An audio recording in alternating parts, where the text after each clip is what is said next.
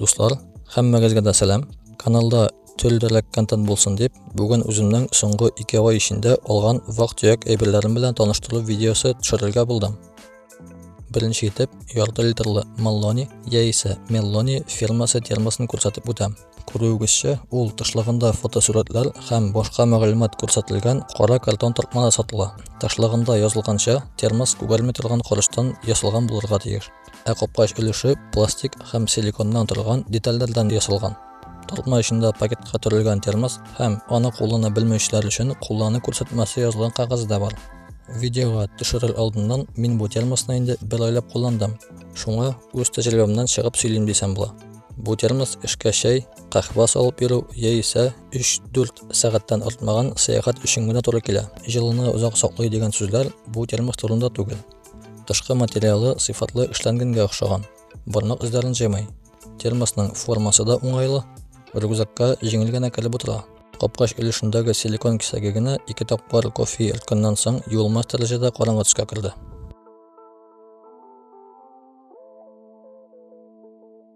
Bunisi Gauss firmasi fonari. Shaxsan qo'llanmadim. Shunga bilganlarimni qisqacha söyleyeyim. Fonarning xarakteristikalari: 1 zaryaddan ishlov vaqti 8 soatga qadar. Yoqtirtuv yiroqligi 400 metr. 4 rejimi bor: kuchli yoqtiliq, to'niq yoqtiliq, sos signali ham lampa. Akkumulyator ko'lami 4800 mAh. Tashligi soft touch plastik. Qo'ldan shumay ham barmoq izlarini jaymay. Fonarning saqlag'ich klassi IP47. Kişi tilida aytsam, to'zondan ham tomishlardan qo'rqmay. Korobka ishida fonardan qola baylavish ham qo'llarni ko'rsatmasi bor. Fonar o'zi ustama qabalinqa plyonka paketga solingan. Qabozi tuymasi bosilmasin uchun ustundan ayrim plastik qopqoch bilan qoplangan. Zaryadli kabelin esa ortqa yog'inda o'rnashgan qopqoch ostida yashilganlar. Birinchi qo'rishqa fonar yaxshi yoqtirdi, ammo praktikada nechik bo'lar ayta olmayman.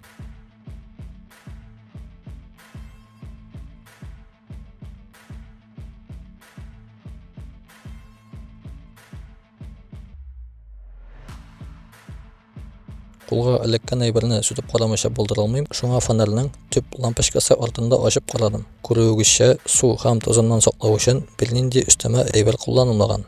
Stengel firmasi multitool sharoitida yetdi. Onada shulay qora tusdagi korobkaga solganlar. Bu qurolning hatto garantiya qog'ozida bor. Multitool o'zi esa sifatli tegilgan tishliq ham burg'ishlar jiyintig'i bilan birlikda keladi. Burg'ishlar jiyintig'ini videoda ko'rasiz.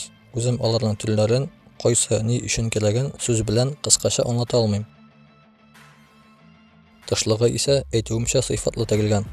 Qo'yishqa elektrik o'rnida bor. Multitoolning o'zina kelganda formasi qo'lga o'ng'ayli ham qurollari yengil ochili. Qisqasi sifatli narsaga o'xshagan deb aytib bo'lar. Multitool o'z ishida men shotlag'ani 8 qurolni birlashtiradi.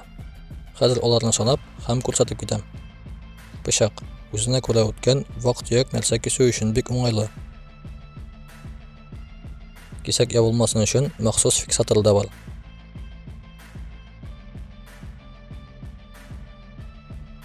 Bulari bek ishga yaramagan igov ham bo'lsa yarli indi degan qo'shi.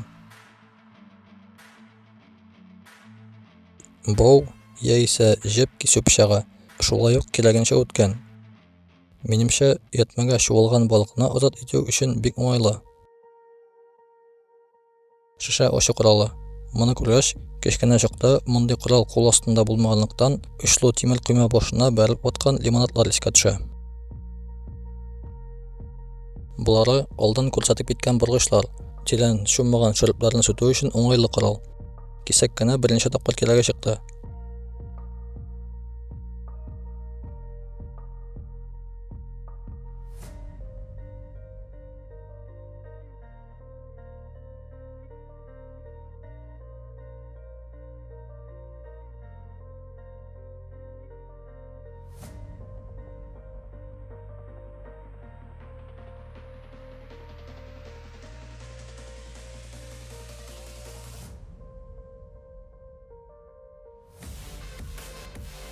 Bunisi esa tugul ayta olam, bir negada yaramagan chaqma. O'rmonda tugul, uyda da bu chaqma bilan o't qovizib bo'lmaydi.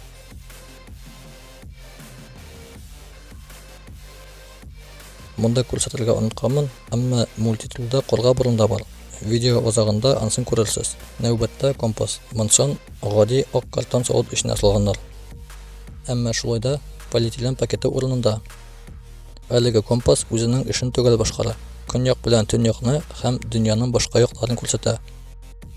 Qo'yishqa elektrou uchun o'ng'ayli ilgisi da bor.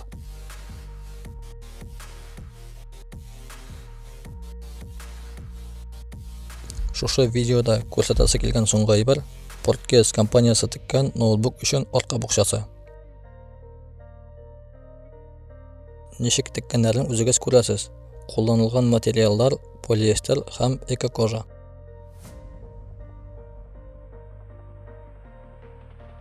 Haligi ryukzak sadalga boy tugal. Tashqi yoqda 3 sayyorliq bir bo'likkina bor. Tüp qopshig'i esa 2 ga. Notebook kisasini ham boshqa ibirlar uchun bo'likka bo'lingan. Shulay dokumentlar solash uchun ham qalamlar uchun o'ng'ayli ikishar o'rin belgilaganlar.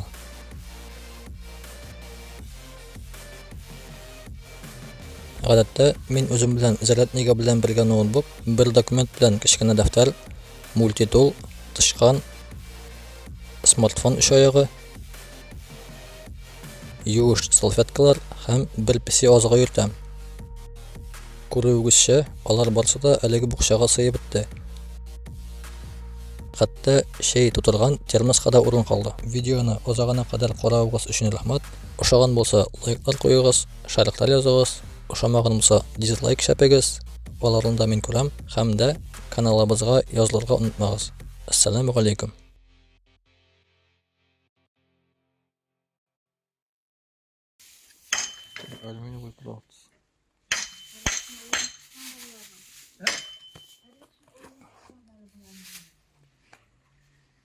Yani bırakmak istiyor.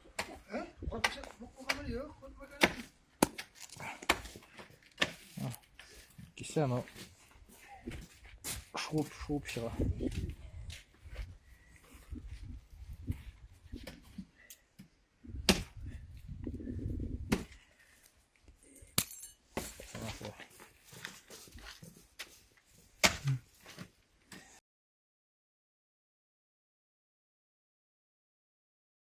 Hey!